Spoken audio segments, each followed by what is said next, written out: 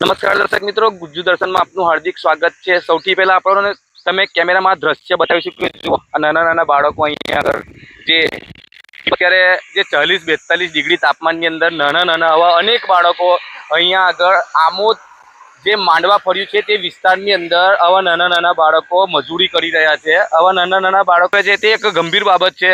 સૌથી પહેલા બેટા તમારું શું નામ છે? શું નામ? મનીષા। મનીષાબેન, કેટલા રૂપિયા આપે છે તમને આ ઠપ્પી મારવાના? રૂપિયો। 1 રૂપિયો? 1 ઈંટનો? હોવે।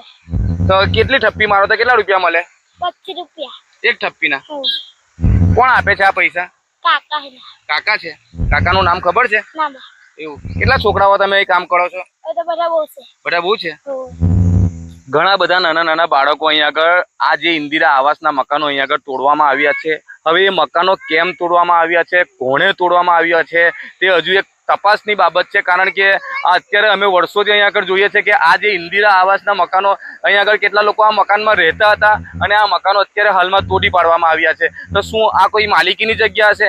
માલિકીની જગ્યાની અંદર આ મકાન બાંધી દેવામાં આવ્યા હશે? તે ખૂબ જ ગંભીર બાબત કહેવાય કે અત્યારે કેટલાક લોકો બેઘર થઈ ગયા છે। તેમનો સામાન લઈને અત્યારે જો તમે કેમેરામાં બહાર અહીંયા આગળ પોતાનો સામાન બહાર કાઢી નાખ્યો છે અને જે તમામ મકાનો જે હતા અહીંયા આગળ તેને જમીનદોસ્ત કરી નાખવામાં આવ્યા છે કોન્ટ્રાક્ટર દ્વારા। પરંતુ હજુ સુધી એવી ખબર નથી કે અહીંયા આગળ કામ કોણ કરી રહ્યું છે। અહીંના લોકો અંજાન છે, કોઈને ખબર નથી કે આ કામ કોણ કરી રહ્યું છે અને આ ખબર કરશે કે આ મકાનો કોણે તોડ્યા છે, શું કારણ તોડી નાખવામાં આવ્યા છે।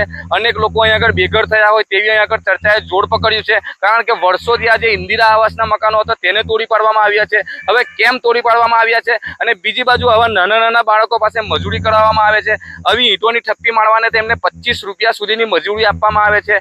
આટલી નાની ઉંમરના બાળકોને જે સમય તેમને સ્કૂલમાં જવાનો હોય, રમવાનો હોય તેવાની અંદર 42 ડિગ્રી તાપમાનની અંદર તે લોકો અહીંયા આગળ મજૂરી કરી રહ્યા છે। તે પણ એક ખૂબ જ ગંભીર બાબત છે અને ઝીણવટભરી તપાસ થવી જોઈએ અને જે પણ કોઈ એની અંદર સંડવાયેલો હોય તેને કડકથી કડક સજા થવી જોઈએ તેવી અહીંના લોકોની લોક માંગ ઉઠવા પામી છે। ગુજ્જુ દર્શન, જાવેદ મલેક, આમોદ।